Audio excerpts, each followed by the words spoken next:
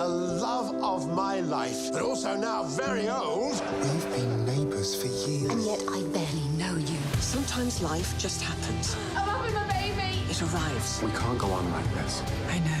And you just have to deal with it. Go find yourself. I feel like a therapist. You make a terrible therapist. There's a whole part of me you've never seen. Life, Sunday, ABC TV and ABC iView. Well, 90 years doesn't seem a long time to me. I feel exactly the same as I did when I was very young, except looking in the mirror is a bit of a shock. I've had a love affair with horses since the day I was born. A horse is an amazing animal. You have a connection of the minds. It's good, isn't it? RDA is Riding for Disabled Association. It's been a treasured part of my life. I've just met extraordinary people all my life. Horses are incredible because they seem to know with people's disabilities. You get back from the children much more than you ever give. Oh, it's wonderful. People with disabilities have achieved so much, so much. I'm Aileen and I'm 90 years young.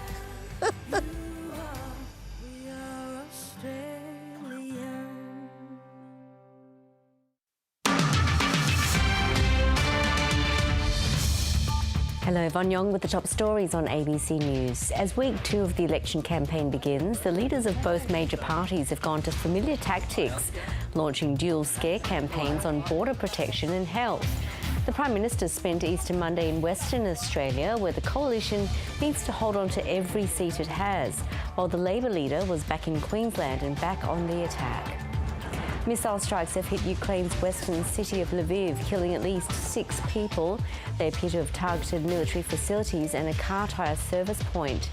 In the east, Russia is intensifying its offensive. Ukraine's president says the shelling of Kharkiv and other cities in the region is deliberate terror being unleashed on civilians.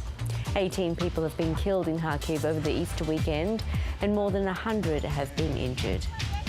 And the United Nations has issued a warning to the federal government that 46 Australians in camps in northeast Syria need to be brought home urgently.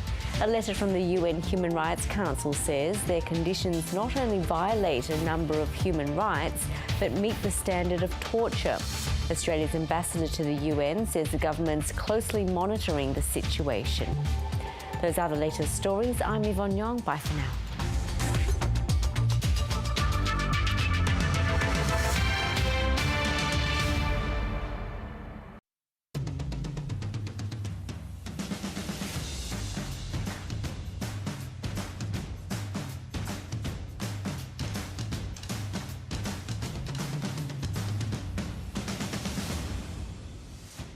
Hello and welcome to The Drum. I'm Catherine Robinson.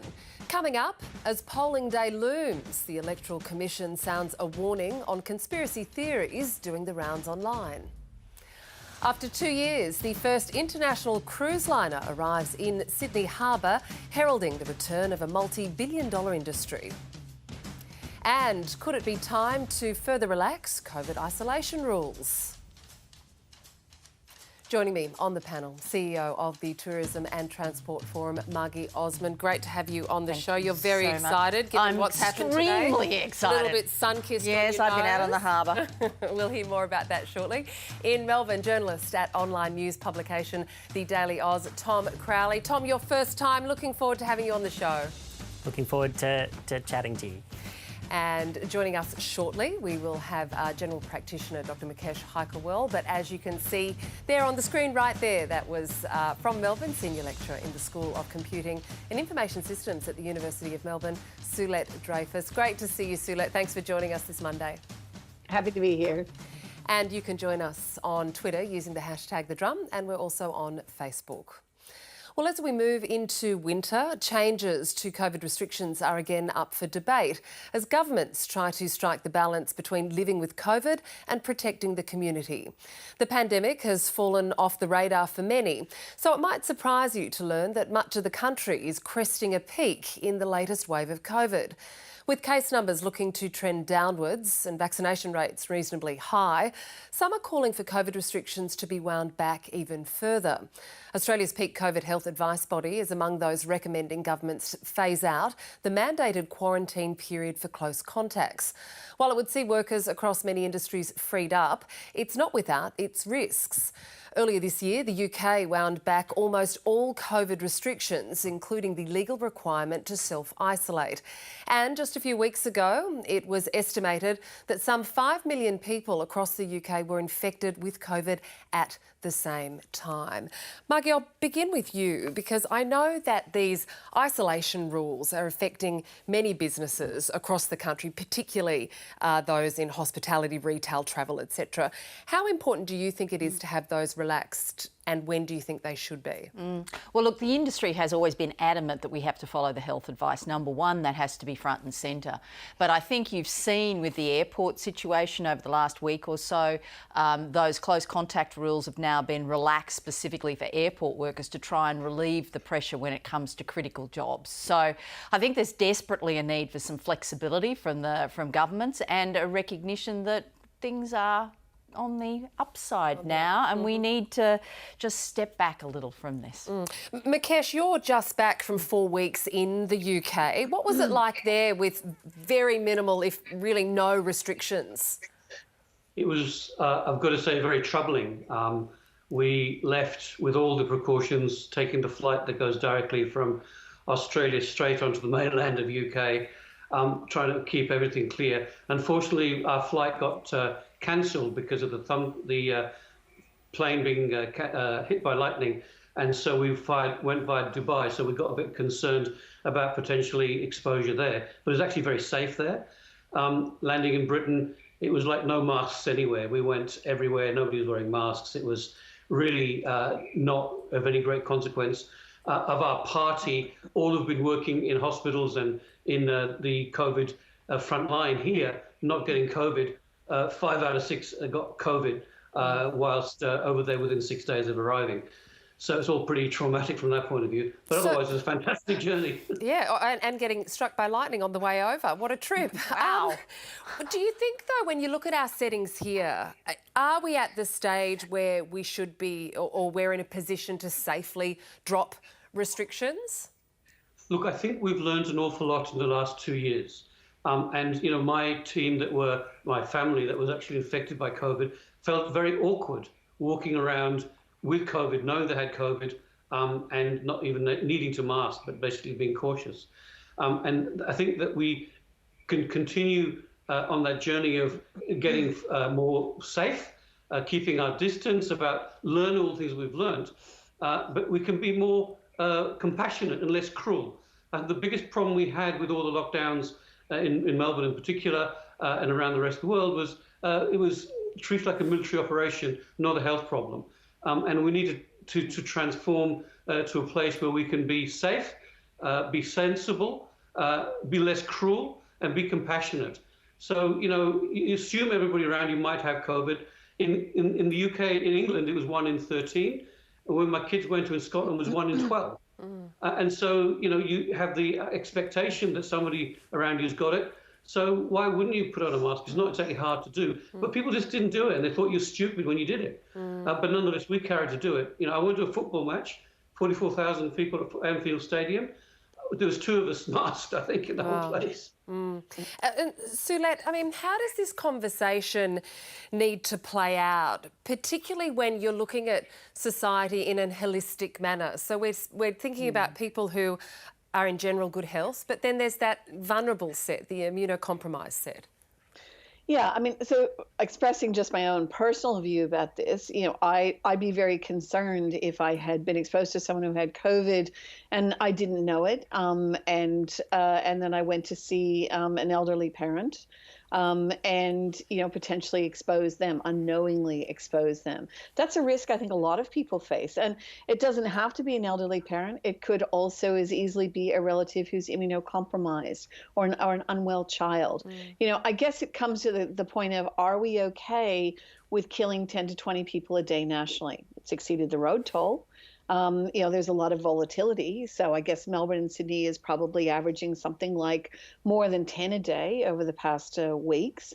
There's clearly a public appetite to not go back to lockdown or substantial restrictions. But I guess there's a midway point, and the question is, how far do you slide? I'd hate to see the message completely disappear about wearing masks. You're supposed to wear a mask if you ride on public transport in Victoria, but if you get on a train or a tram, you'll see half the people aren't wearing masks. And it's different across the states and territories, isn't it? I mean, we've seen Queensland now at its most relaxed COVID-19 rules since the pandemic began. Overnight, the vaccine mandate to enter some public venues has been eliminated. So which restrictions do you think need to stay in place for a safe and inclusive society? Which infrastructure that's been built over the last 2 years should remain in place? Well, I think COVID apps are a good thing insofar as, making sure that people have been immunized, and the death toll has been going down because 2/3 of the population has now had a third dose. But I think those automated systems that actually track, and I would prefer to have automated systems that both track and notify. Now, that's obviously quite difficult. You get a lot of notifications, but at least you can turn off the notifications, but at least people who know they're going to be dealing with someone who's immunocompromised or an elderly aunt or something, before they go visit them in the aged care home, they can make an informed choice. I think absolutely wearing masks in public venues like public transport and, in very large venues with 40,000 people, I think it makes sense. And I actually think it makes sense in a number of indoor venues with large numbers of people, not just a giant concert, but to wear masks as well. And that's consideration to the people around you, not just yourself. But those seem to me things that ought to stay and ought to be enforced. And the problem is the population can't really deal with, I think, very mixed messages. And so that was the reason at Christmas there was this great sort of loosening of the requirements. If I had a crystal ball and I were making decisions, I might have actually waited till after Christmas to reduce a number of those, because you had this huge upswing after Christmas of 1,000 hospitalizations happening, and that's something that's alarming. Now maybe this version, it doesn't have the same death rate, but we're going to be here with this virus for years to come. It's not going away, and there's going to be different varieties of it, and we may well see one variety coming down the pipeline that's much more serious in terms of the death rate. Will people be able to psychologically make that jump back? I don't know. Well, and that's the question, isn't it, Margie? I mean, if the government steps back, it's down to personal responsibility, and everyone has different levels of responsibility. Look, I think the larger issue here is about certainty. The biggest mistake that was, I think, if there was a mistake made during the period of the pandemic, it was the lack of certainty, the lack of clarity, and the lack of uniformity. Whatever happens now, as far as possible, we can't lose sight of the National Cabinet mechanism in an attempt to get some uniformity. I mean, for example, the only reason we've got crews back is the 3 eastern seaboard states agreed absolutely to work together. In terms of relaxing the rules, if we're going to get people travelling here in Australia, or we're going to get international visitors into Australia, and I realise that's not always the number one priority, there are other things rather than the tourism industry, but we need certainty. And we need it to be managed that way, so it's not up, down, all over the shop, and it's not out of sync with what is probably the middle path, which I think Sulette was just talking about then. But people need to know that they've got the certainty that that's what's going to happen, and it's not going to be a case of snap lockdowns again. Tom, do you think there is certainty currently? I mean, because you've got different states with different restrictions in place, and do all of those current restrictions make sense? Yeah, look, I think it's a tricky one. First, I mean, there are clearly some inconsistencies across states and territories. I think this is a difficult discussion to have because I suppose in some sense there are no good choices. And I agree with a lot of what's been said about, the ongoing significant health costs. Long COVID, something that hasn't been mentioned in this discussion, but some friends of mine who've kind of experienced that. And there are a lot of sort of significant health costs, and I can understand the frustration that it sort of feels like this is not as front of mind for the public as maybe it used to be. But at the same time, when you're making sort of policy settings, it's not just about asking what the health costs are, and it's not just about asking what the public will accept. I think the key thing that we miss sometimes in this discussion is what actually is the purpose of each of these restrictions and what will they achieve. And I think sometimes when we're having these, the sorts of restrictions that we're talking about at the moment, are fairly small in the grand scheme of things. The reality is, if we decided as a society that the current level of COVID spread and hospitalisations needed to be dramatically lower, and that number was too high because perhaps it had exceeded the road toll, the restrictions we need to bring back to get there would be very, very significant compared to what we had now. It may not be a full lockdown, but it would be a long way back there. The sorts of things that we're talking about now, be it, you know, for example, masks in rideshare, which is kind of an inconsistency across states, or, you know, guest caps at weddings and things like that. The reality is that the difference that makes to the overall death toll, those small measures, is not as large. And so I think at that point, you know, I know sometimes it feels a little bit even kind of insensitive to weigh the significant health costs against, I suppose, the costs of people having their lives disrupted, and people having their lives disrupted feels trivial by comparison. But I think it is sort of reasonable to sort of ask at that point, if you're not making any significant difference to the tide of COVID cases, then maybe it's appropriate to prioritise certainty, to recognise that the health costs, although they're significant, are much lower than they were 12 months ago, and to be a little bit flexible and, I suppose, to kind of, you know, go with people and to have reasons behind each restriction. And I think that's where sort of AHPPC is you know, recognising for people who've been infected with Omicron, who've had their booster, their chances of reinfection are quite low. So whether that means that we can move away from the kind of mandatory 7-day isolation, if there are reasonable kind of on the margin reasons that each one of those sort of small restrictions makes sense, then I can kind of, I think there's a more nuanced conversation to be had. Is there, Mukesh? I mean, if these measures are small and fairly unobtrusive to someone's life, but are at least going to save one life, is that enough of a reason to keep them in place? Look, I think that the one question is it acceptable for a minibus a day in Victoria to go on the side with somebody with COVID? You know, that's the kind of levels we're at. Across the country, you know, we're starting to see some coming down in numbers. That's great. You know, before Christmas, we were saying, you know, we don't want to get to 200 cases a day. We've got up to 50,000 a day, and now we're down to we've come down under 8,000 in Victoria. And I think so we are seeing this thing peter out, but it's not gone away. And there is, you know, most people get away with it quite likely, but a lot of people are actually quite sick for quite some time with quite a lot of fatigue. And as has been mentioned, long COVID, we don't really know where that's going to go. So we have to be cautious. We have to learn about the infection control that we've had in place and not lose it. It's not too hard to wear a mask. If you don't want to wear a mask, that's fine, but assume everybody in front of you is positive. So if you've been somewhere that's high risk and you're going to go and visit someone in a hospital or nursing home for care, you might want to do a rat test. If you're going to see relatives, you might want to do that. And one thing I really want to stress is that conformity across the country. We came back on, I'll say on Qantas, if you go and look at the rules, first of all, it says you've got to agree to our rules, then you've got to agree to the rules of the country, and then you've got to go to the state. It's nuts. We've got to have one standard across the country, one way of doing the isolation. If you're going to be isolated, and it's now 7 days, it was 14 days, in Britain it's 5 days, you know, and then if you're in front of someone and you need to isolate, there's different rules. It's got to be the same, it's got to be clear, and then you can get on with it. And you can nuance it. So in our place, you would not be able to come back to work in our practice if you had been exposed to someone who's positive.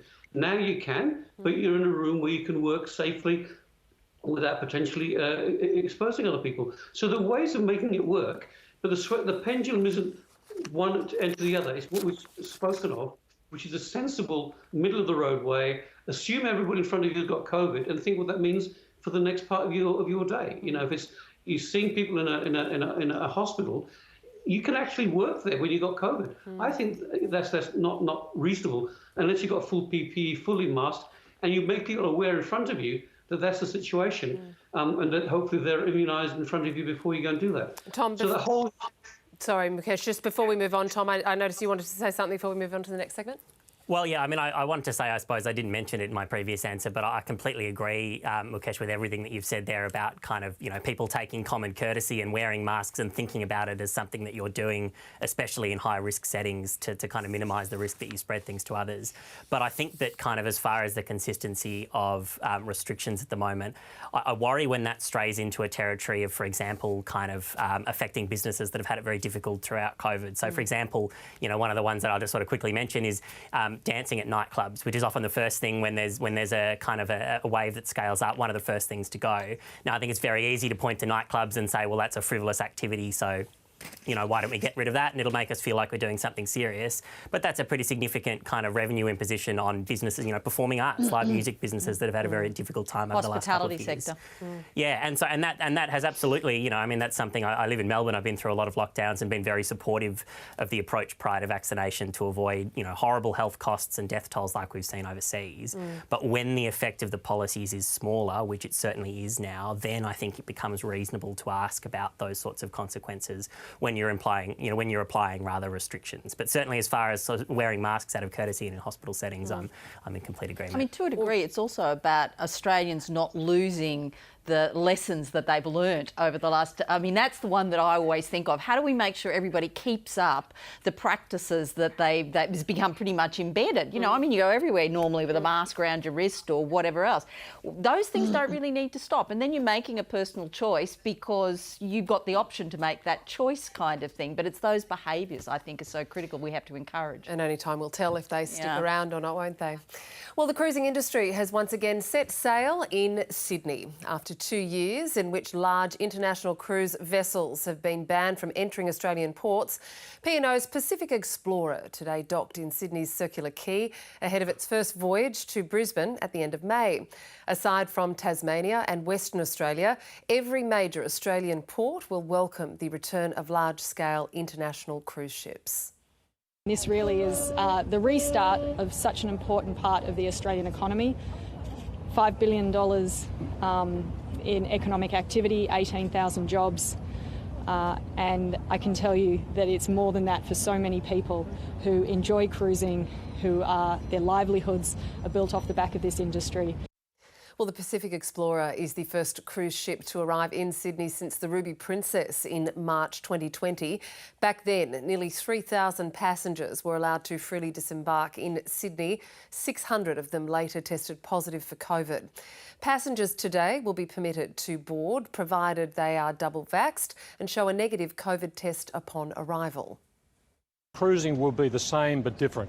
Same in terms of the leisure experience, same in terms of going to fantastic places, the dining and all those the entertainment, all those sorts of things, but different with sensible protocols that will be far in advance of anything you would find in a land-based environment. So there's reason to be confident that all bases are covered to deal with any contingencies.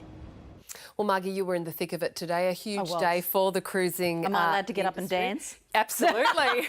I don't know if we've had a dancing Margie on the show before. How long do you think it's going to take for the industry to get back to where it was? Well, for the cruising sector, which is, as the report said, it's a $5 billion industry, it will take some time, probably, as much as 12 months, because, they're creating those itineraries that far ahead and the ships have got to be booked and people have got to buy tickets, etc. So, I've said before, you can't just turn the tap on and, hey, bingo, it's all fixed.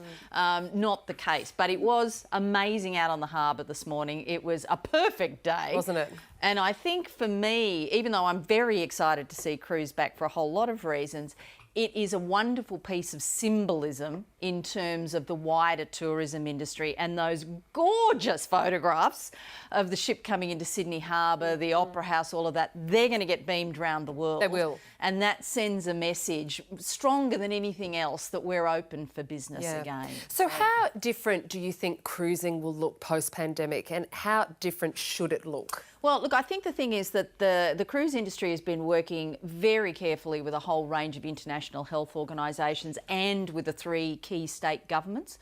And those governments' health agencies are now confident about, comfortable with the way this is going to proceed. So, but I think that the thing that's really different now to, Ruby Princess and the initial part, people are vaccinated. People are being more careful, their behaviours are different and their expectations are different too, and that's really important with who's going on a cruise ship. They'll expect particular kinds of protections, etc. So, there'll be loads of hand sanitizer, there'll be, masks in particular environments, there'll be testing facilities, there'll be all sorts of things to make people, A, more comfortable and to make sure the ship's got a capacity to deal with cases on board. So, Tom, who is going on these cruises? I mean, do you Everyone. think that there's Well, I'm not asking you that because that's what you're going to say. I mean, is the appetite there, Tom? Well, I mean, I can't speak for many people, maybe outside my demographic. I suppose I'm probably not necessarily the target market for a cruise ship. And I can't say that I'll be especially enthusiastic. I love your enthusiasm, Margie. I'm probably not rushing back on. I've never been on a cruise ship, actually. But I think it's a very interesting question across all forms of kind of entertainment and activities, kind of what's life going to look like after the pandemic and how much are people going to return to these activities? So, you know, I don't want to stereotype kind of the kind of cruise clients, but if they skew towards an older demographic, will there be more reticence to go back on cruise ships from that group? I'm in Melbourne. I've been at the comedy festival and I've been at the footy recently, and it seems as if people are really enthusiastic to get back out and sort of resume those activities as they did in the past. But I think there's a lot of dust to settle for a number of these industries, just to get a sense of, you know, has COVID and fear of COVID changed the way that we think about these activities? And I think it's kind of an unsettled question. Yeah, I'd say it would have in part. Margie, before we just move on to Mukesh and Sulette regarding the health implications and what needs to make someone safe travelling on these. I mean, you mentioned Tom's not the demographic. Who is the demographic? And is there a classist thing going on? You know, are there people who cruise and people who don't cruise for no good reason? But is there an idea around that or not? Oh, look, I think the cruise industry is really multifaceted, and there's a whole lot of different types of cruising to appeal to different sorts of audiences. So I don't think there is a single cruising demographic. But, you know, I mean, you'll see everybody on these ships from big families. It's become a really interesting thing for families to have reunions or get-togethers, extended you don't families. Have to pack and repack. Correct. Somebody else is doing the cooking. You know, the kids are minded. The Pacific Explorer has a water slide. You know, right. that's it. Job done. Yeah. And there's go-karts and cinemas and it's all of the above. So it's a whole sort of entertainment destination. I suppose in one sense it's a little bit with something like Pacific Explorer. The Gold Coast is everybody's favourite destination in Australia. I know that because we did a survey last week. It's a similar type of thing, everything in one package.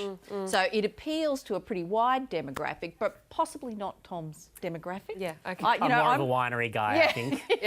Excellent wine on board a cruise ship, let me say that. I'll let you two swap details later. Margie can put you in touch with the right people. Mukesh, you were on a cruise right before the pandemic hit back in February 2020. I mean, did you see health issues on board cruising back then? Well, there's always the concern about cruising because of you're in quite a tight environment. And so, you know, it's not just COVID, there've been other things, but as long as you're ready for it with the infection control, that's good.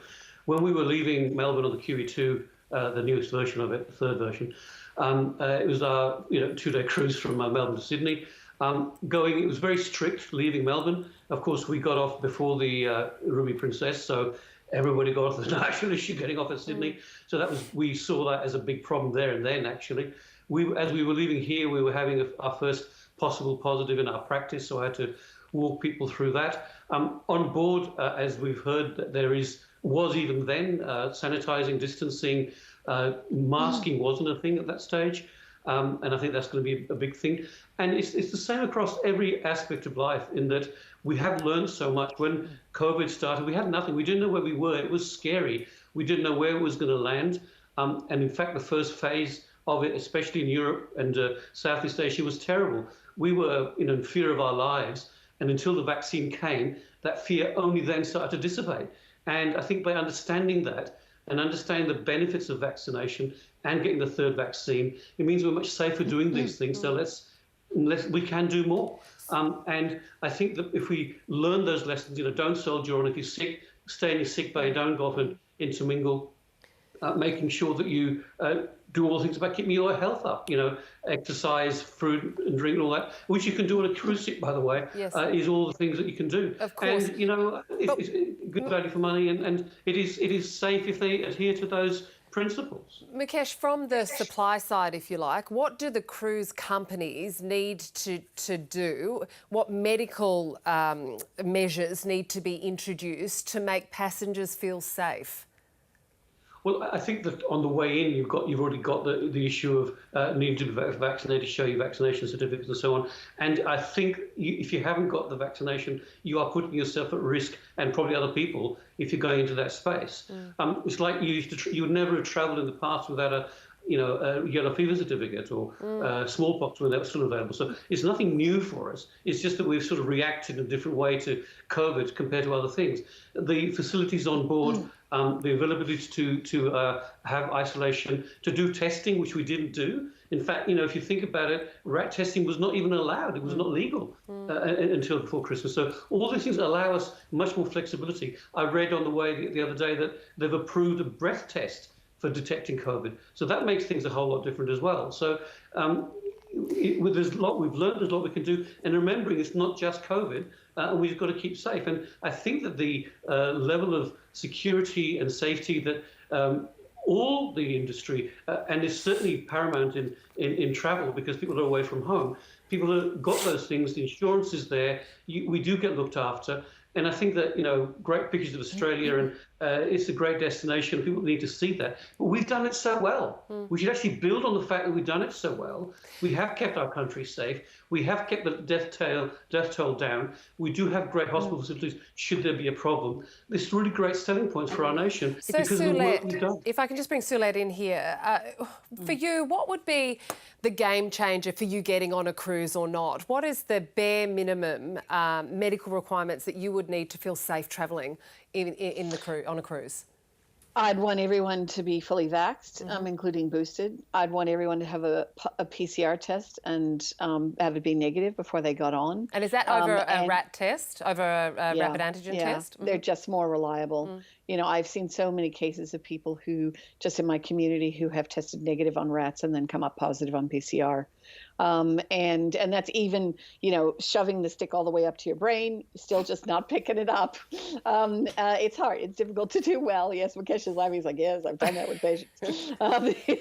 But I think the other thing that would be very valuable, and I don't know if they're planning to do it, is great that the cruising industry is really taken on board the medical advice, because obviously, COVID is here to stay. It's not like polio or smallpox. We're not just going to eliminate it. Is to publish publicly what the statistics are for people getting on ships. And then I actually think people who get off ships should also be tested. So just the statistics on COVID status? Yeah, so if you say we have 600 passengers or whatever, you do a test, and the statistics getting on the boat and getting off the boat about a PCR test, as well as whether they're, assuming they have to be double vaxxed, but double vaxxed and or boosted, those statistics published in and out of every port in a worldwide sense, on a website is really helpful, I think. I know that sounds a little scary to be so transparent, but at the same time, I think it's really helpful for families to make decisions about whether or not the profile, the demographic who does cruise, how extended families will feel about that demographic and their family getting back on a boat, right? So most people who are cruising, a lot of them are going to be families, but a lot will actually be older people who are retired and they may be at more risk. And so you may be saying to mom or dad, I don't feel comfortable about you doing that. No. But if this information is public and discussed and made transparent, I think people will be able to feel more in control of the situation. So, Margie, is that an option? Is that logistically possible? Do you think that would benefit the industry?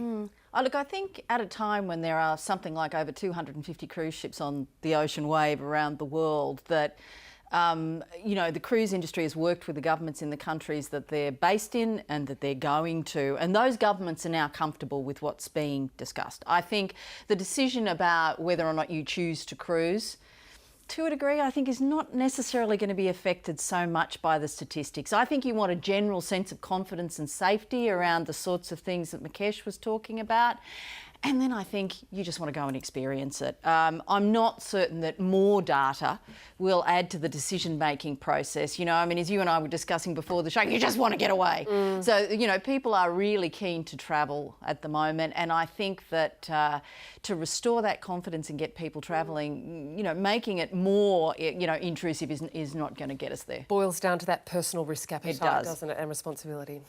All right, well, you are watching The Drum, and with me on the panel, our CEO of the Tourism and Transport Forum, Margie Osmond. In Melbourne, journalist at the Daily Oz, Tom Crowley, general practitioner, Dr Mukesh Haikerwal, and senior lecturer in the School of Computing and Information Systems at the University of Melbourne, Soulette Dreyfus.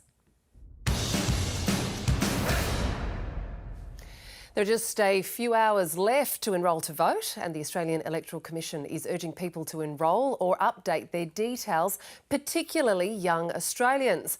While 96% of all eligible Australians are enrolled, that number is just 85% for those aged 18 to 24. And the current number, is less than what it was at the last federal election in 2019, when young voter enrolment sat at 89%. Since the last election, we've put about 1.1 million people on the roll. Now, many of those people will be those that have turned 18 during that period. Of course, there's some new citizens there as well. Again, I'd really urge young people that are listening to this who know they're eligible to enrol to jump on the website today before 8 p.m. and make sure they're enrolled so they can have their say. Well, in a bid to boost enrolment rates, the AEC has ramped up efforts to reach young Australians, including by partnering with our panellist Tom Crowley's publication, The Daily Oz. What do you think is quicker, enrolling to vote or making a Vegemite sandwich? I'll race you. Let's go. To be eligible, you must be an Australian citizen, you must have lived at your current address for at least a month, and you must be 18. Although you can prepare your registration earlier if you're 16 or 17. Hey Charlie, Yeah? are you even allowed to use knives? I don't usually use a knife at home. Really? All you need is a driver's license or a passport. If you don't have either, you can get any registered adult to vouch for you. Done. Sorry. Oh, Tom, you meant to let the kid win when you're playing games, right? Didn't you tell your colleague that? Yeah, I'll pass it on. It wasn't very sporting of him, was it? Yeah, I think butter knives are okay. I think they're okay. Look, this is, as we just mentioned, you've partnered with the AEC, encouraging that 18 to 24-year-old cohort to enrol. I mean, why is it lower than it was, say, in last election? What are the reasons behind that? Yeah, so we get the sense, so our audience is mostly, young people, people under 30, and I get the sense there are a few reasons, but maybe I'll start with what I think is not one of the reasons, which is apathy. And I think sometimes it's really easy to play into this sort of stereotype that, young people aren't enrolled because, they don't care. That's very much not what we hear from our audience. So we get a lot of engagement, particularly on kind of issues like climate change and other future-facing issues like, affordable housing and a bunch of other things. We get the sense that our audience is really, really engaged with that kind of thing and really care about the issues. I think that maybe one of the concerns is this sort of question about, well, does my vote matter? And I sense that at the same time as people care a lot about the issues, that there's a lot of cynicism in this demographic that engaging in kind of mainstream electoral politics and mainstream media even is actually a useful way to kind of improve that future. And I think, if you take an 18-year-old and you look at kind of, for example, climate change policy over the course of their entire lifetime, for all the activism that school children and that others have made about climate change, the progress that Australia's made in that sense over the last 18 years has been pretty negligible, really. And so I think I can understand, even though I'm, enrolled myself and a political enthusiast, I can understand where that cynicism comes from. And I think that rather than sort of resorting to stereotypes like, young people are lazy and they don't care, we should think a little bit more as commentators and as the media about how we can kind of make young people feel like that conversation is actually productive and their vote does matter. So I think that's one thing. I think the other one, though, is just sort of an exercise in logistics. So I had an interesting conversation with a friend of mine who's probably about 30, who said that she was not enrolled and she was afraid to enrol because she thought that the AEC was going to fine her for all the elections that she'd missed when she was supposed to have enrolled, which I should say that's not true. And so there's just sort of, simple questions like that. And I think it probably speaks in general to the fact that government's not always very good at interfacing with the public about, how to access different government services, but also, what are your kind of responsibilities and how do you enrol to vote and how all of that works. And I think it's sort of a shame that, so there are kind of an hour and a half, I think you'll have left, something like that, to go and enrol. So if you haven't enrolled yet, stop listening to me, go and do that right now. No, just give it another 25 minutes when the show's done. They can do it then, that's what I should have said. But yeah, I think it's a shame that it's sort of squished into this week because we get the sense our audience is really engaged about the idea of the election, and they'll get more so as we get closer. I understand there are, good reasons the AEC has for cutting the deadline deadline so short for sort of the integrity of the electoral roll. But to the extent that we could use this time when young people are probably more focused on electoral politics than they normally are to sign more of them up, it's great. We've had tens of thousands in the last week or so, I think, join the electoral roll, but I wish we had just a little bit more time. Well, the AEC isn't just concerned about this, it's also concerned about misinformation campaigns being waged on social media ahead of the federal election. The Electoral Commission has asked Facebook to remove a number of posts by One Nation, the United Australia Party and other groups, which have raised baseless claims about election fraud. The posts have urged voters to complete their ballots in pen and take photos of them, hinting that their votes could be tampered with. The AEC says there's no evidence of that happening, and they're worried the tactics have been imported from the US, where unfounded claims about vote tampering flourished online after Donald Trump's election loss in 2020.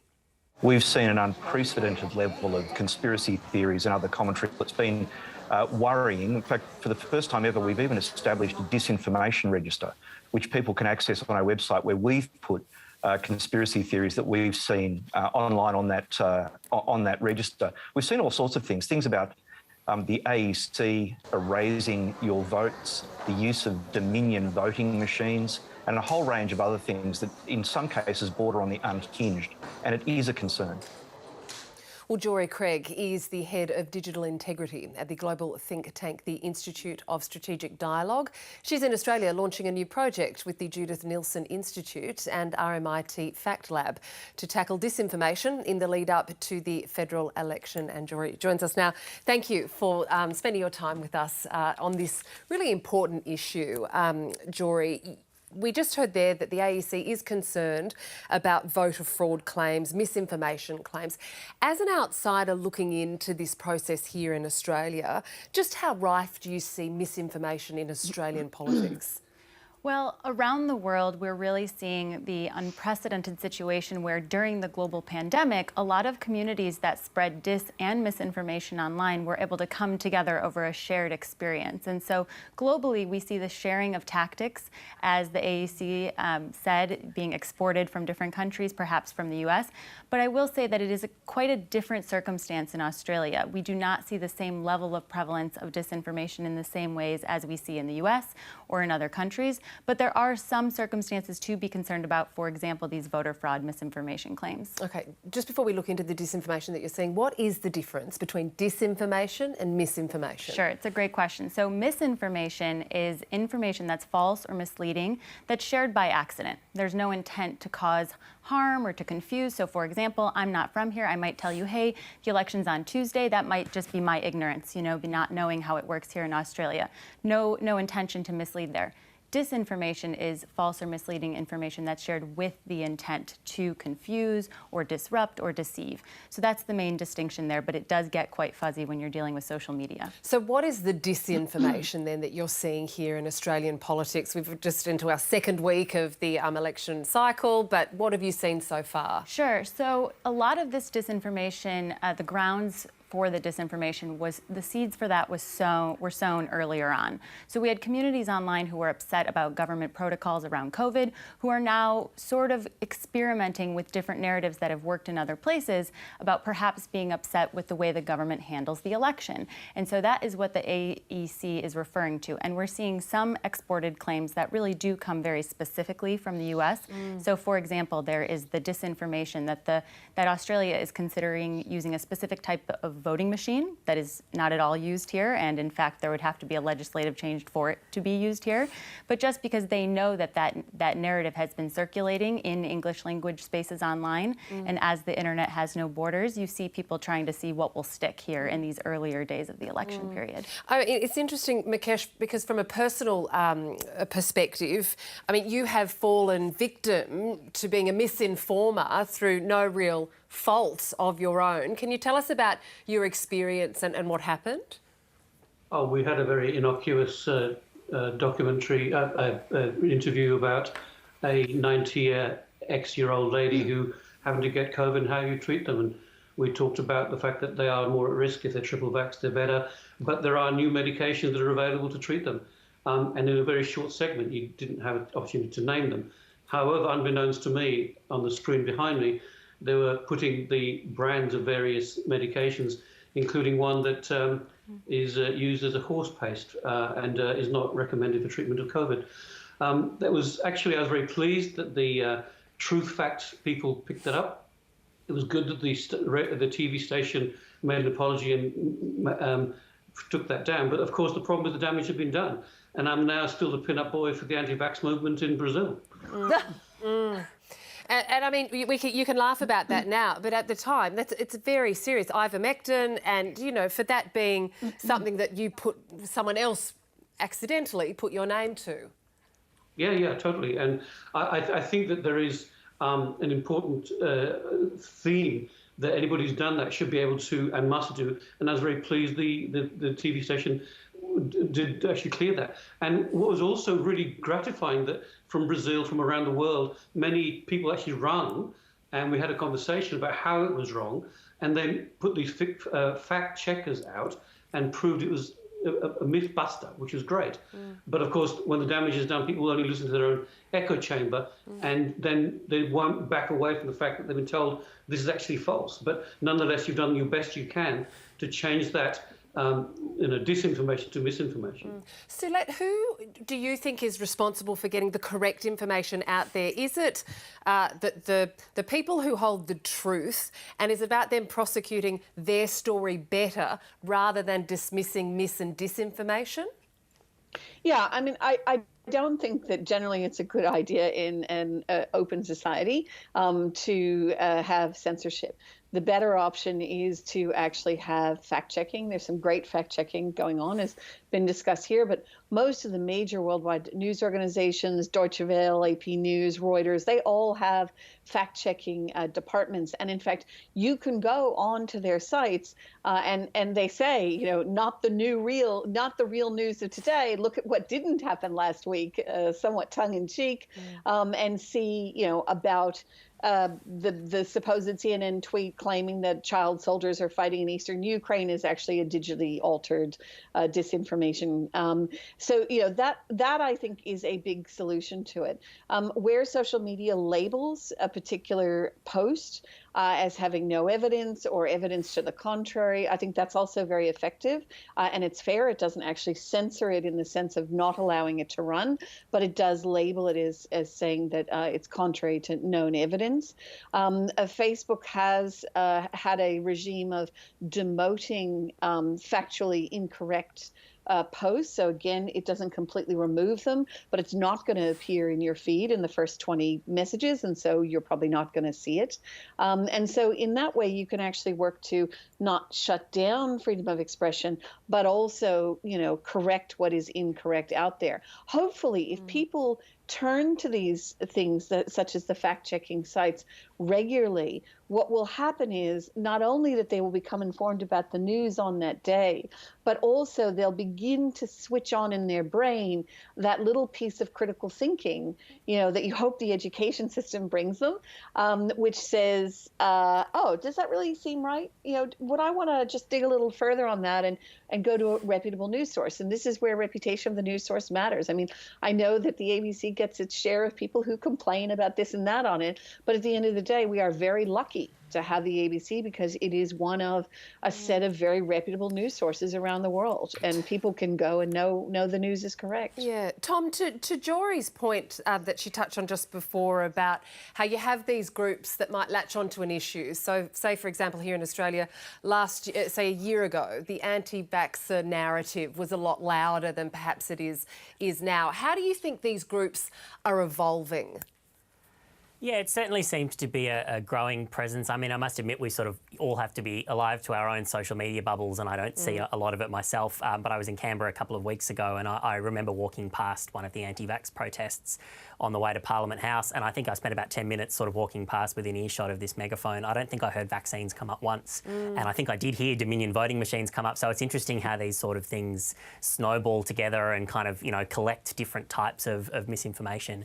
I think it's a really challenging thing to overcome, and I'm sort of really interested in, I guess, the more productive end of, I think we know that sometimes even the best type of fact-checking and correcting misinformation with information doesn't always work. And what do you do in that circumstance? And what do you do when people have completely lost all of their trust in kind of establishment or authoritative sources of truth? It's a tricky one because I look at the ABC fact-check for example.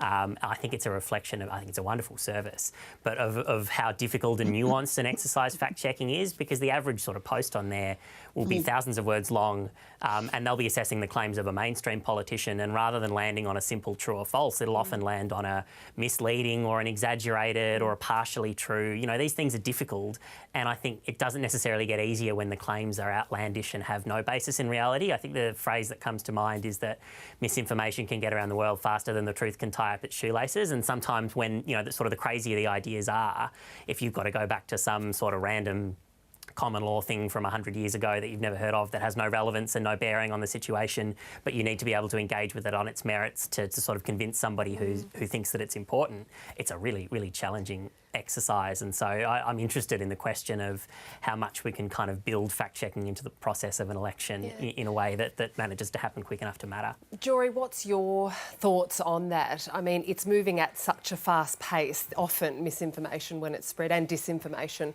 when it's spread. How do you potentially get ahead of it or just try and stay on top of it? Right. Well, there are groups out there that have disproportionate power, and that's the social media platforms. As we heard from the panel, they are taking some steps, and now they've had a lot of practice in a lot of elections to make sure that information is sort of stopped before it becomes a problem.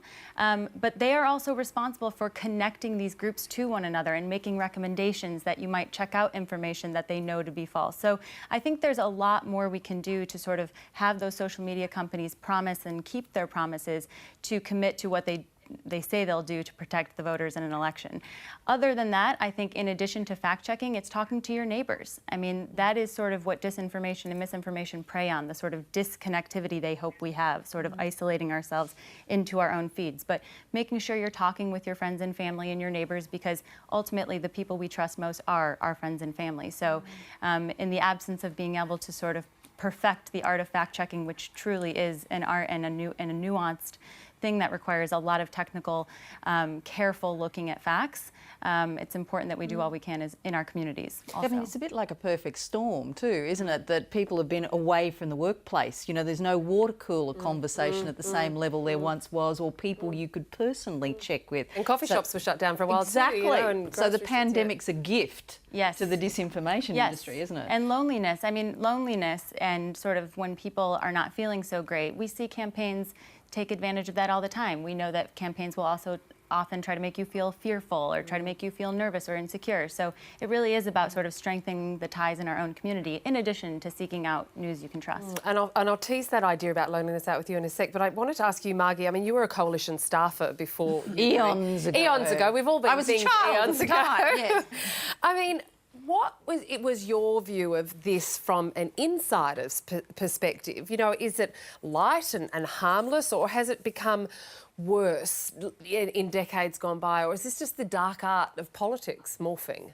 I'm not even certain it's politics. I think it is wholly and solely, I mean, it's always been a dark art. I think this is being driven by the technology that makes it possible. You know, in my days as a ministerial staffer, the only news services really you were dealing with, oh God, I'm so ageing myself, were the ones that were recognisable down in the parliamentary press gallery, or maybe somebody had a letter campaign. So terrible.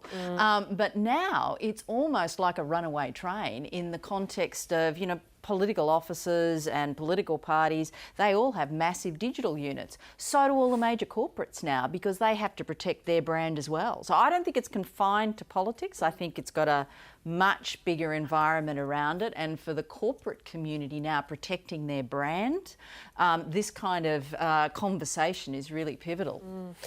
Jory, you were quoted in an article saying bad actors aim to break down trust because it makes us insecure. When we're insecure, we're defensive, and when we're defensive for a long time, we get tired, and when we're tired, we're easy to control. So how much of this mis and disinformation is about controlling the disenfranchised, the lonely? Right. Well, I think in an election campaign, you see that politicians want to be the answer to your problem. you have a concern and they want to be the answer. So it's not so much control, but it is sort of kind of taking what they know you're feeling and then using that to direct you in their direction.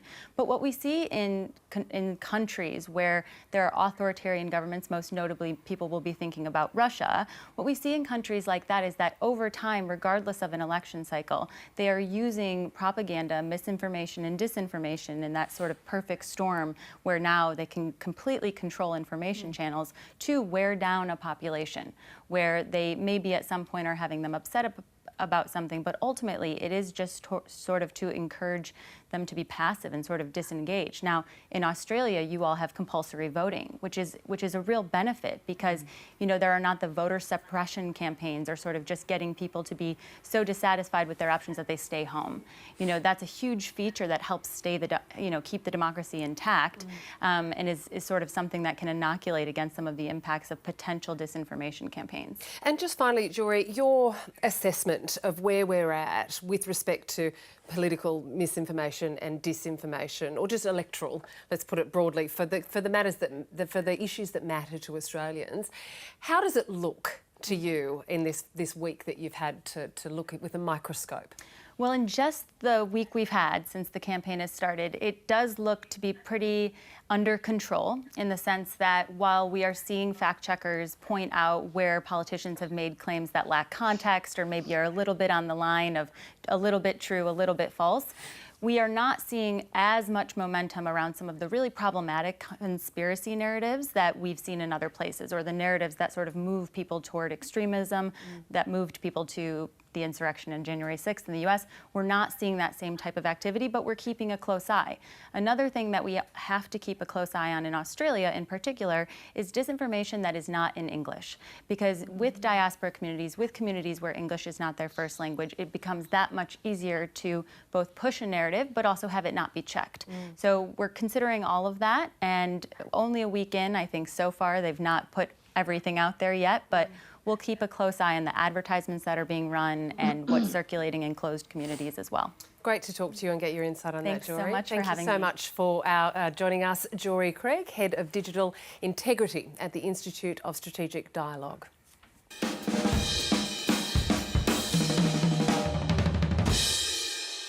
Well, you mightn't think there's anything contentious about the cost of a single banana. But for residents of inner city Melbourne, one particularly big banana is splitting opinions.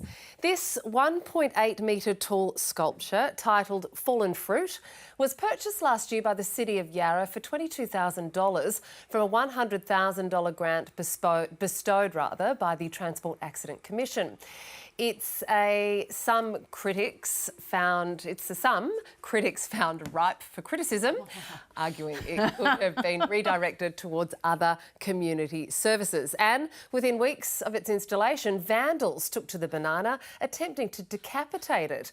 The council removed it for repairs, replacing it with this yellow flower pot.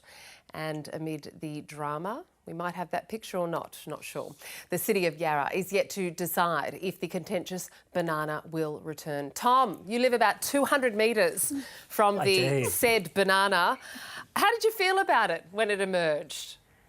Look, I can't say I had too many thoughts about it, to be honest. So it is around the corner. I saw it a couple of times. I must admit I'd not really sort of stopped to take much notice of it. I've heard some people suggesting that it was, you know, sort of truly frightening. I wouldn't quite have gone that far, but it certainly was kind of a kooky thing. And then I felt a bit sorry for the poor banana when it got its head chopped off, and it seemed to be sort of constantly getting defaced by various types of people on the streets of Fitzroy. It's a quite an entertaining little story, really. I think it's kind of an interesting reflection on, you know, kind of art in the public domain, and it seemed that the artist, you know, spoke about this and seemed to recognise themselves that once you put art out into the world, you know, you don't own what happens to it, and it becomes, I suppose, public property. And I certainly know I've had a lot more conversations about the banana with fellow residents of Fitzroy than I have most other public art installations. Well, so if anything, and you know, maybe that was part of the reason for the purchase, to get communities to start talking again.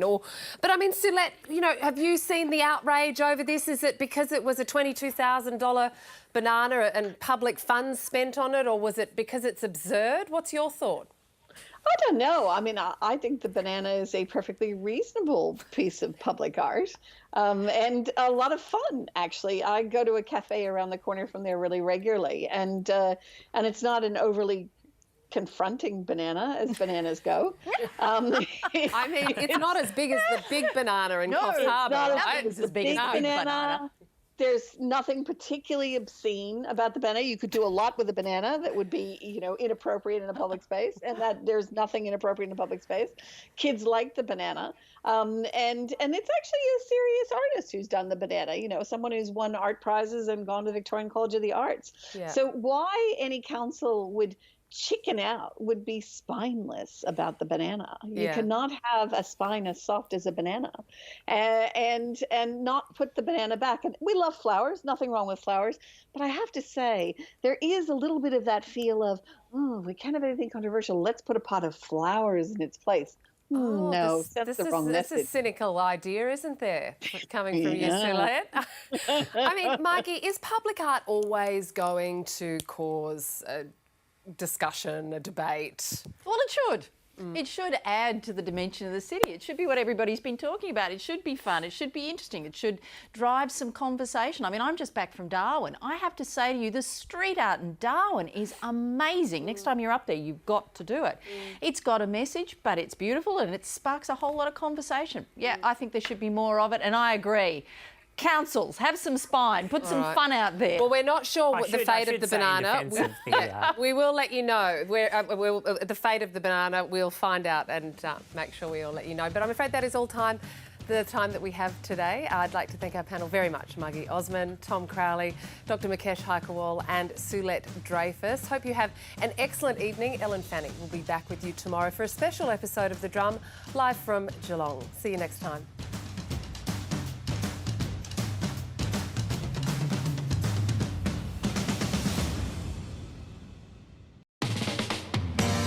What is it you plan to do with your one wild and precious life?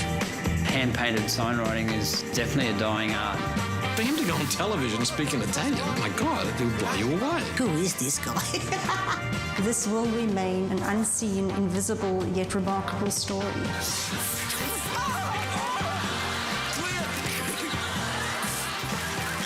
Oh, I think you've got it.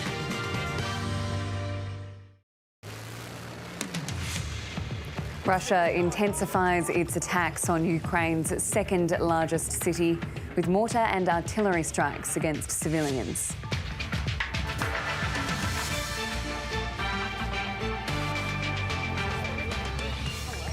The negative campaigning roars back into gear with both sides ramping up scare campaigns.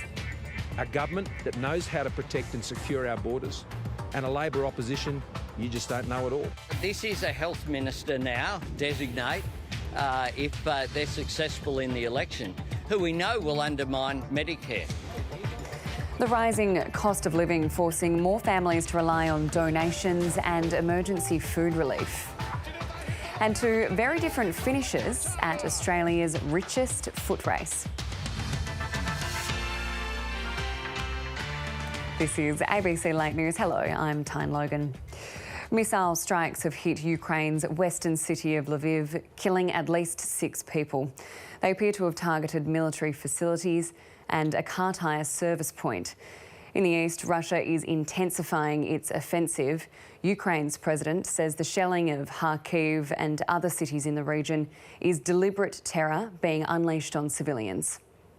18 people have been killed in Kharkiv over the Easter weekend and more than 100 have been injured. ABC reporter Sean Rubenstein-Dunlop and cameraman Phil Hemingway were out during one of the attacks and filed this report.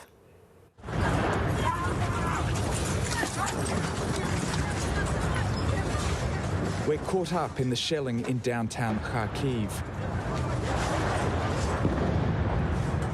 One of the Red Cross volunteers we're travelling with chooses to stay with an injured woman. Don't get up, lie down, Denis Petrenko yells out to the bleeding man he can't reach. We follow Ukrainian soldiers into the building to take cover. These fighters are facing more attacks every day.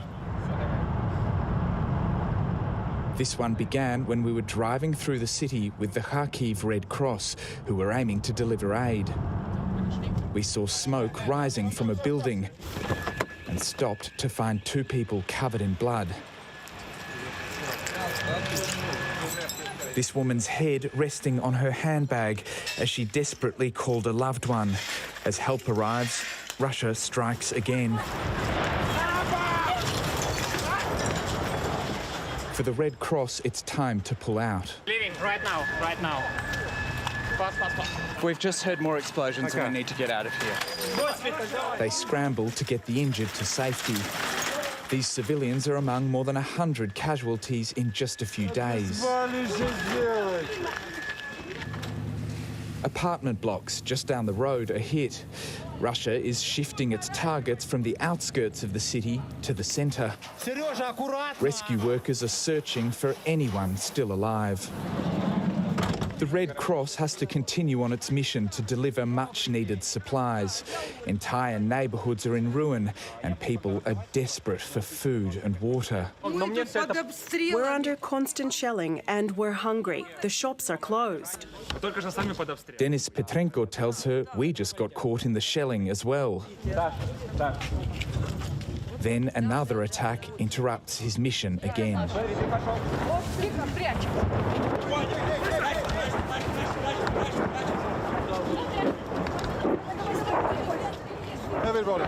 Here in this neighbourhood, we can hear shelling all the time. These people are living under constant threat. It happens every day, throughout the day, sometimes every 15 minutes, sometimes every hour. Once the threat passes, Denis finally makes his delivery to a desperate mother and her bedridden daughter. She can't move even, so she can't escape, and that's why she's here, and I can say just begging for products and just begging for aid. Yeah, that's really horrible. Where should we run? She doesn't walk, and I can't leave the country with her, so all I can do is pray for peace. As Russia ramps up its assaults on this city, peace seems like a distant dream. And volunteers like Denis Petrenko are fighting against the odds to carry out their life-saving work. Sean Rubenstein Dunlop, ABC News, Kharkiv.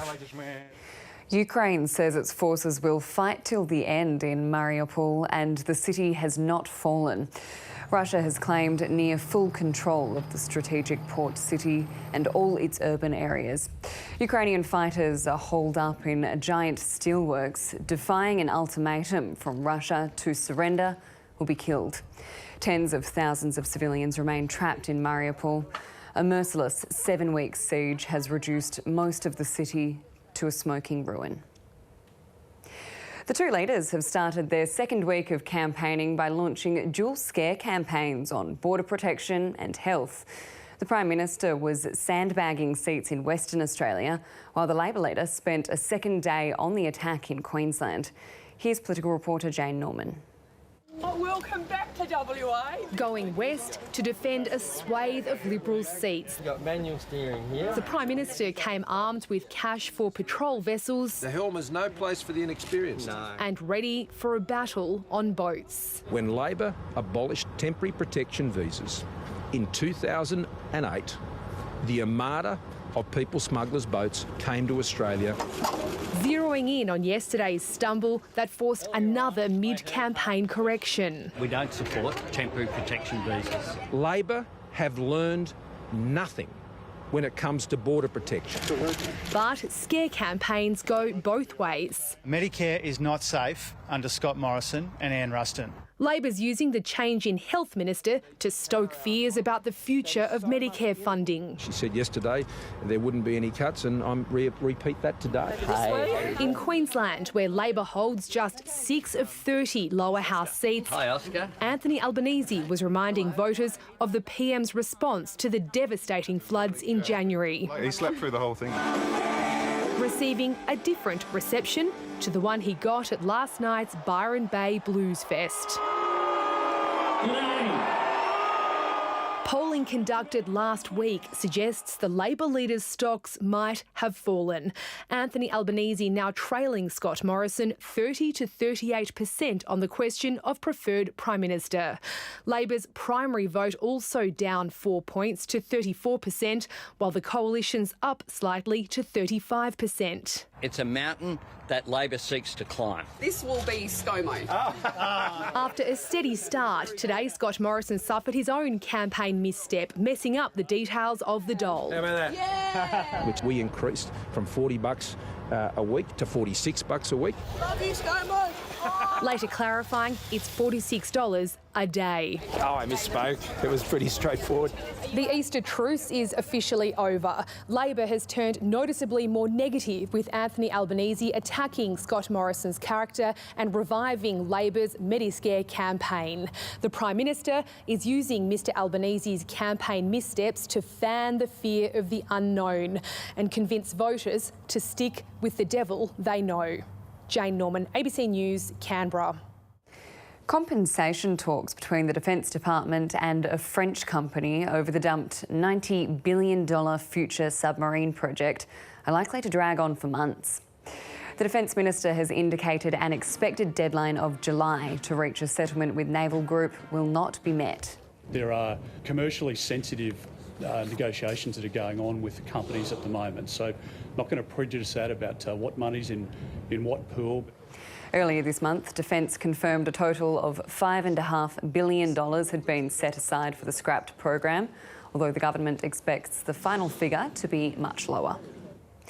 The rising cost of living is seeing a surge in people relying on community support for food and groceries. Financial counsellors are also warning of debt spirals, with people tapping into buy now, pay later schemes just to afford essential items. Julie Williams lost her job in January. She's one of many Australians struggling. I've got a 78-year-old mum. All right, had numerous health issues, operations, but when the fuel flew up to like $2.40, I couldn't go and see her as often. The rising cost of living has hit hard. For Julie, it meant she was at risk of not being able to feed her family. At one point, my daughter and her partner and kids didn't have a house. They had to live with me. So there was 5 in the house. So I had to go to Darlene and go, I can't do this. Darlene from the local community pantry sorts through donations, which help about 50 to 60 families each week. We rely very much so on our volunteers. The Crossways Community Centre provides emergency food relief southeast of Perth. Customers can pay as much as they like for a warm meal. So we've all formed friendships with a lot of the customers. They come in, some of them come in every single day. The Relief Centre has seen an increasing number of people needing help to feed themselves and their families. Julie has even tapped into buy now, pay later schemes just to afford essentials. I didn't have any pots and pans, and I had like one small one, and it just wasn't working. Financial counsellors are seeing an increasing number of people with buy now, pay later debt.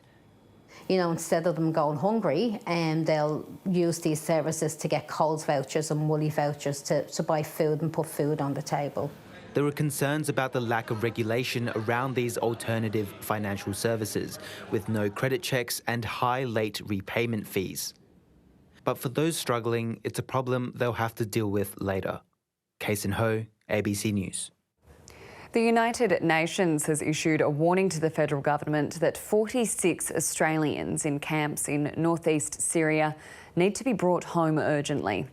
A letter from the UN Human Rights Council says their conditions not only violate a number of human rights, but also meet the standard of torture. In their short lives, these Australian children have endured the brutal Syrian war. Now they're living with their mothers in makeshift detention, surrounded by barbed wire. These camps are some of the worst places in the world to be a child right now. The United Nations has written to the government listing 16 Australian women and 30 children who they say are living in conditions that meet the standard of torture. Many have urgent health issues, including shrapnel in the head that cannot be removed in the camps. It goes on to highlight the complete lack of steps taken by the government to undo the sheer obliteration of the rights of these Australian citizens. There's no question if an Australian child dies in these camps, it could have been prevented, and it could have been prevented by an act of the Australian government. Kamal Debussi's daughter Mariam and her 3 children are on the UN's list. She'd gone at gunpoint into Syria. Her husband had forced her across, along with my then granddaughter. Coercion, trafficking, being forced across is a common story amongst all the women. Several other nations have brought women and children home from Syria in recent months. The Australian government says it addresses repatriation on a case-by-case basis, and the safety of Australians domestically has to be considered. Mr Debussi says the women have volunteered to be monitored so they can come home. There's no evidence that they've done anything wrong, yet they've agreed to this offer. Any sort of risks can be mitigated. Holding out hope he'll be reunited with his daughter and grandchildren soon. Kathleen Calderwood, ABC News. Rescuers in South Africa are continuing their desperate efforts to locate more survivors after the worst flooding in decades hit eastern KwaZulu-Natal province. Floodwaters engulfed parts of the coastal city of Durban, claiming the lives of more than 440 people. Thousands more have been left homeless. The family that lived in what remains of this house is in mourning. 3 were killed when the walls of the room where they slept collapsed. A 4-year-old child is still missing. When the mudslide took place, she was washed away. We don't know where she is. She hasn't been found. We've tried to get police here, but they still haven't come. The sudden deluge left residents helpless. One woman points to where a house was swept away with 2 children inside. A week on since the floods swept through this region, people are desperate to find loved ones alive. Days of torrential rain have ravaged the KwaZulu-Natal province. The scale of the damage has been vast. 40,000 people don't have shelter, power or water. Mudslides have consumed entire communities in the major port city of Durban. Others are cut off from help altogether. There's nowhere else to go for many impoverished residents of this informal settlement. It was full everywhere. We lose everything. We can't find everything now. We're starting building again. A frantic search for clean drinking water led residents here, gathering precariously near a burst water pipe for every drop of safe water. Officials estimate the cost of damage to infrastructure is almost $1 billion. Local authorities say they'll provide grants to bereaved families. The fear is that the number of dead will continue to rise. Laura Yumsha-Jakin, ABC News. A 6-year-old boy has died and a community left shattered after a fire tore through a home in Brisbane's north. Emergency crews were called to the Clayfield home around 4 a.m. The size of the fire prevented them from entering until it was extinguished. Scorched walls, shattered windows and broken hearts. The aftermath of an Easter tragedy that claimed young Max Chirilla's life and tore his family apart. It's beyond words. Fire crews were called to the Barlow Street home just before 4 a.m, confronted by flames reaching metres into the air, out through the windows. The fire was so intense that the flames have licked out over onto the adjoining property.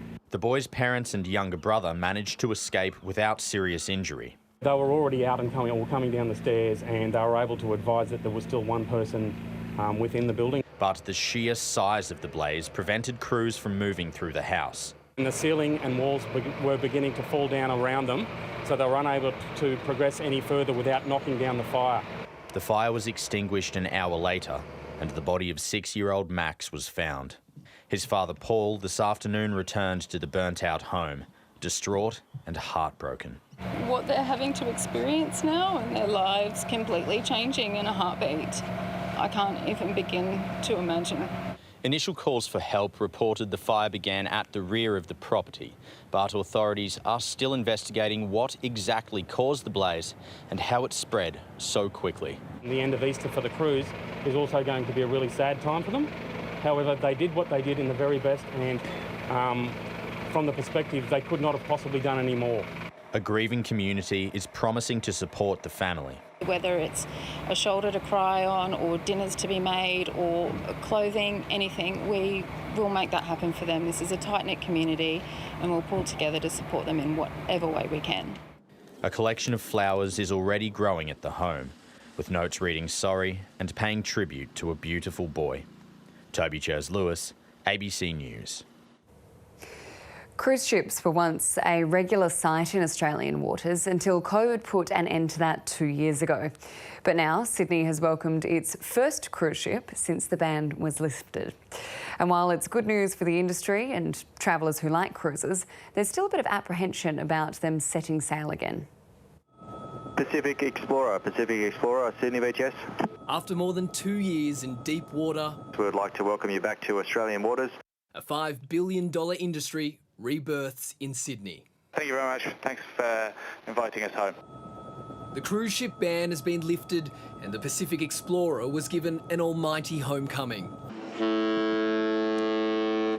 A guard of honour, spectators out at sea and an industry ready to get back to work. This is a message we send to all of Australia. Tourism is back and it's a message we send to the rest of the world.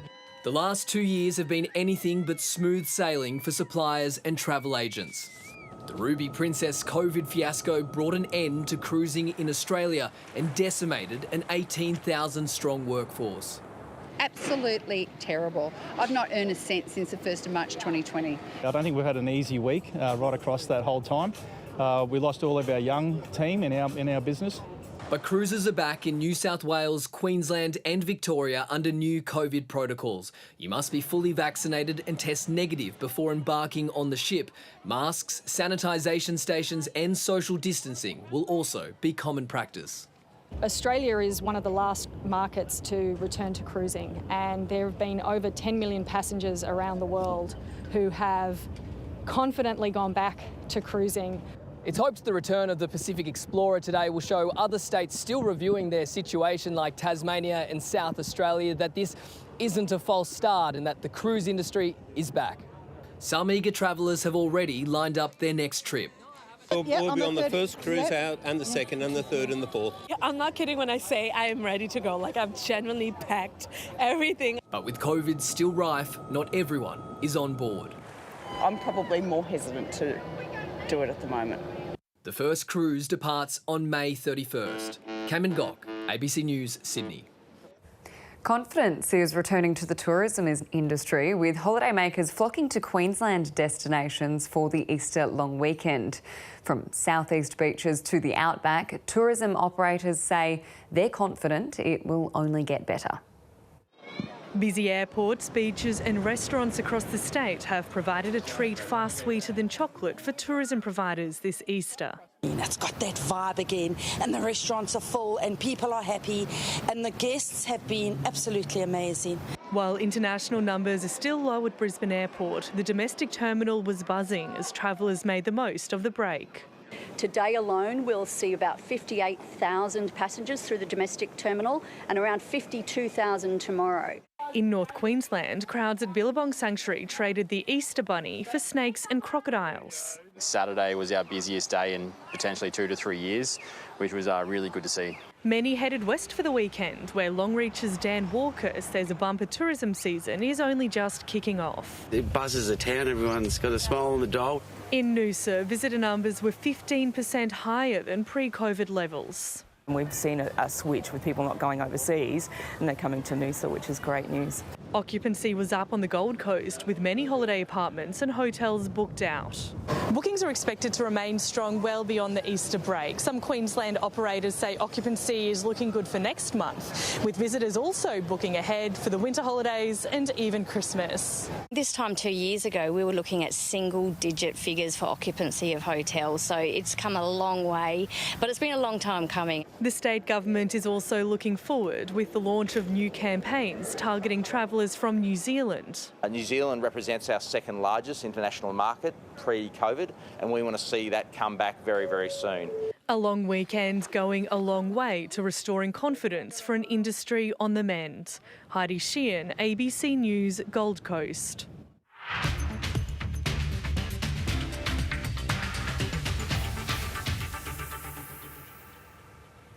Hawthorn has prevailed over Geelong by 12 points in a classic encounter at the rain-soaked MCG. The Hawks came out of the blocks before the Cats clawed back to lead by 12 points at the final break. But the Hawks stormed home to kick 4 unanswered goals and win their third match of the season. A modern rivalry continued. The match started in typical fashion. You'll love that from Hawthorn early on. It was a hot start for the Hawks, who kicked 3 goals before Geelong had barely touched the ball. Ned Reeves' day ended in agony. That's dislocated by the looks, isn't it? Leaving the Hawks without a frontline ruckman. In drizzly conditions, Dylan Moore kicked his 4th, but Geelong worked their way back into the contest, and a 23-point quarter-time margin was cut to 10 points at the main break. It's building as an Easter Monday classic. Both sides kept putting their bodies on the line. This free kick for a block on Tom Hawkins drew the ire of the crowd and the players. And 50. Just to really rub salt into the wound. The umpire blew his whistle in an exchange up the ground with Tom Mitchell. The game seesawed, both teams trading the lead. He gets it. Got his second. But it was Jeremy Cameron's 3rd goal that gave the Cats some respite. A slippery start to the final term made scoring difficult. But in his 200th game in Hawthorn colours, Jack Gunston made it look simple. Gunston on the left. There we go. In the gripping final stages of the match, Geelong had their chances. But 4 unanswered goals to Hawthorn earned them a memorable victory. Lewis, all on his own, can walk in and seal the deal.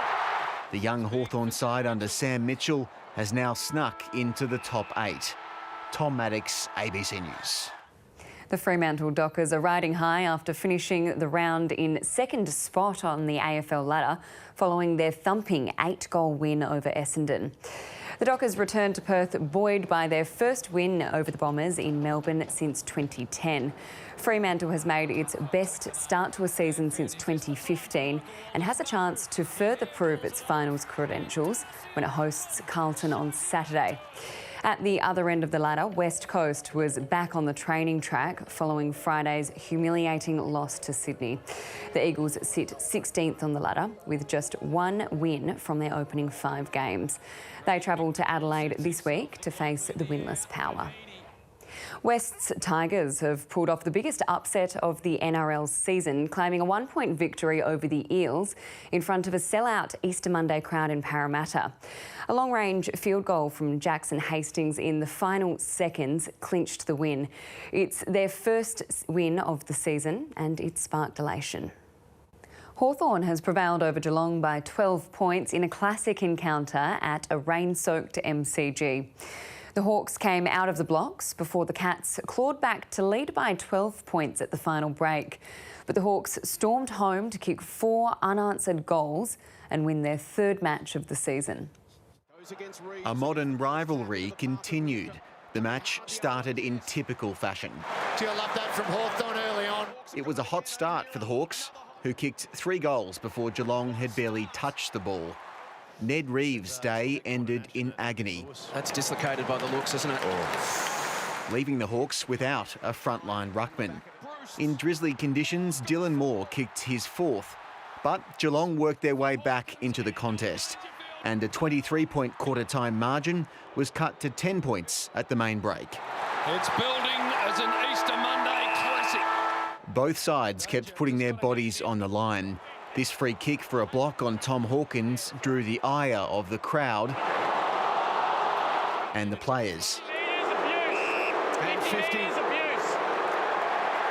Just to really rub salt into the wound. The umpire blew his whistle in an exchange up the ground with Tom Mitchell. The game seesawed, both teams trading the lead. He gets it. Got his second. But it was Jeremy Cameron's 3rd goal that gave the Cats some respite. A slippery start to the final term made scoring difficult. But in his 200th game in Hawthorn colours, Jack Gunston made it look simple. Gunston on the left. There we go. In the gripping final stages of the match, Geelong had their chances. But 4 unanswered goals to Hawthorn earned them a memorable victory. Lewis, all on his own, can walk in and seal the deal. The young Hawthorn side under Sam Mitchell has now snuck into the top 8. Tom Maddox, ABC News. A personal trainer from Queensland has won the famous stall gift in a photo finish in the women's final. Carla Bull started the 120-metre sprint off a handicap of 6 metres, finishing just ahead of Claire de Salis in second. They're across the track. Not much in it. They hit the line. Who's it going to be? Bull's in front. Lakota. It's very tight. The final was so close the whole way. I was focusing, just look at that line, go. Yeah, I could feel everyone around and just focus. The 19-year-old takes home $40,000 in prize money. It was a very different finish in the men's final. 22-year-old Harrison Kerr showed why he was the pre-race favourite, recording a time of 11.85 seconds off a 9.25-metre handicap.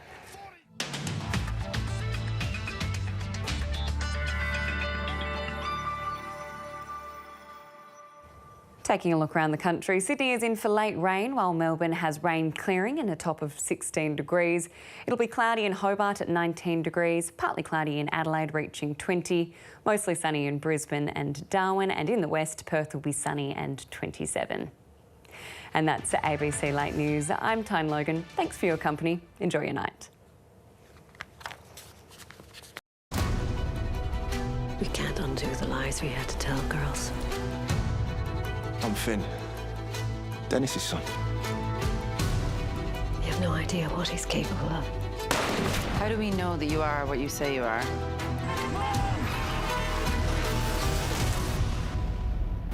I knew my dad, he wasn't a murderer. I knew he did it. Family is the only thing that matters in the end. Smother, Friday on ABC TV and ABC iView. It's the show that puts your questions in the spotlight. My family and I have had terrible food insecurity. Where you drive the discussion and hold the people in power to account. Probably the